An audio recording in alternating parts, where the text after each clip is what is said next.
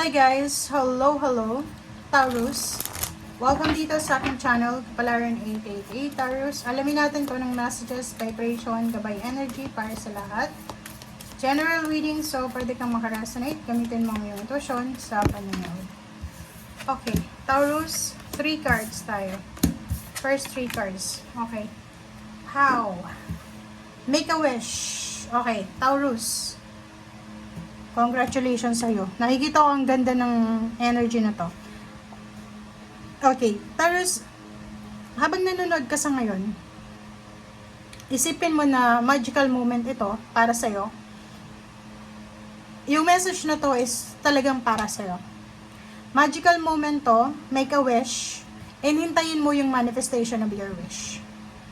And kung ano man tong naiisip mo sa ngayon, ang sagot sa'yo dito, it's a yes. Yung intuition mo ay tama. Take action accordingly. And sinasabi sa'yo ng barahan na isang napaka-blessed na pagbabago. It's a major life change na pwedeng magdala sa'yo ng napakalaking biyaya. Wow! Yun lang yung masasabi ko sa'yo dito. Napaka-wow. Okay, napawaw tayo. Ang ganda, Taurus. Wow.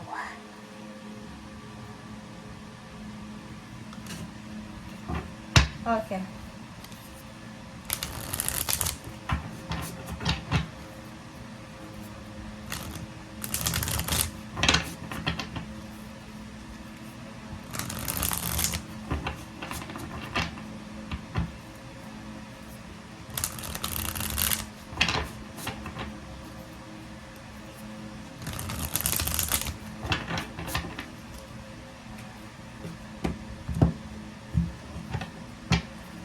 Okay.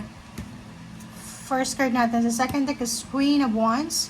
So, nakikita ko sa'yo dito, Taurus, na meron kang iniisip ngayon na posibleng magdadala sa'yo ng freedom financially and emotionally.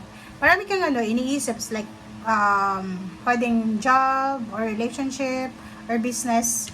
And yung naiisip nyo na to, pwedeng siya yung magdadala sa'yo ng financial and emotional freedom. But, may 2 of swords dito. So, ibig sabihin, hot take siya. Yung parang gusto mong mag-apply ng trabaho sa ibang bansa, international, or kung nasa probinsya ka, gusto mong pumunta sa city para maghanap ng trabaho doon, alam mo na maganda yung sweldo sa city. Alam mo na maganda yung sweldo sa ibang bansa. But, 2 of swords, meron kang mga agam-agam. May hesitation ka. Confused ka. Hindi mo alam kung tama ba tong desisyon na gagawin mo. But, ang nakikita mo dito, sinasabi na your intuition is correct. Take action accordingly. Okay? And isang napaka-major life change ang magdadala sa'yo ng great blessing. So, di ba? Sinasabi sa'yo dito na bakit hindi mo subukan? Okay? Knight of Cups, 6 of Swords. Ang galing. Okay. Babae ka bang Taurus? Comment down below kung babae ka.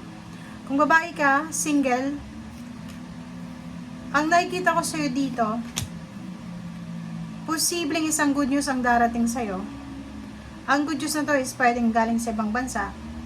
Pwedeng makikilala mo yung taong ito sa either online or pwedeng galing sa ibang bansa to kung nasa ibang bansa ka na.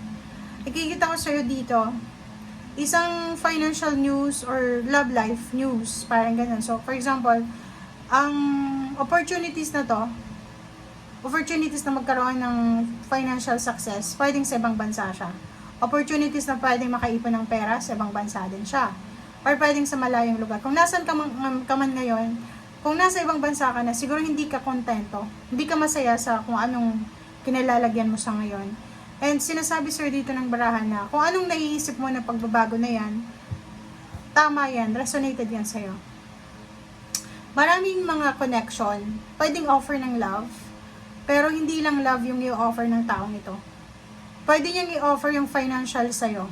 Ibig sabihin, kung single ka, pwedeng may manligaw sa'yo, and yung taong ito is hindi lang siya in love sa'yo or may in love sa'yo, kundi financially, kaya niyang ibigay yung mga needs and wants mo. Okay? 6 of Swords, may iba sa inyo dito, Taurus, na may binabala kayong travel, relocation, or pwedeng travel. And nakikita ko sir dito yung eagerness, motivation, eagerness talaga na makapag-ipon ng pera, makapundar ng mga ari-arian na gusto mong mapundar. Foundation to magkaroon ng kasal or ma-provide yung kasal sa karelasyon. Nakikita ko sir dito yung eagerness, yung motivation, yung determination. High Priestess, ang galing ng High Priestess. Ang High Priestess na to is sinasabi, yun nga, makinig ka. Your intuition is right. Your intuition is correct. So kung ano man ang action na gagawin mo, gawin mo ito nang naaayon sa kung ano yung sinasabi ng iyong intuition, hindi dahil sa sinasabi ng mga tao sa paligid mo. Okay, Ten of Cups. Nakikita ko isang family celebration, family events, reunion, homecoming, wedding anniversaries, birthdays, any anniversaries, any gatherings, ang posibleng darating sa'yo, na pwedeng magdala sa'yo ng overall happiness, overall peace and harmony sa buhay mo. Okay, Two of Wands. May iba sa'yo dito na yun, gusto yung mga ibang bansa pero hindi nyo rin alam kung saang bansa kayo gustong pumunta. Kasi ang dami-dami yung nire-research Marami kayong mga inaaral. Marami kang pinag-aaralan na bansa. Parang gusto mong pumunta ng Amerika, gusto mong pumunta ng Middle East, gusto mong pumunta ng Europa, parang ganun. Sa pakikomment sa comment section. Wow! May iba sa'yo dito na posibleng mabibigyan ng pagkakataon na maipromote sila sa trabaho. It's either financial promotion to, financial restoration. So, kung ano yung nawala sa'yo, like for example, pwedeng nabawasan yung overtime mo, and then babalik na siya, mag-overtime ka ulit kasi naibalik na may mga punishment, penalty, parang gano'n na posibleng may babalik sa'yo. Ten of Wands, nakikita ko, lalo doon sa mga Taurus na medyo tataas yung posisyon sa trabaho, pwedeng kayo ay mahirapan sa una. Kasi magiging workaholic kayo, hardworking, kasi marami na kayong obligations and duties and responsibilities.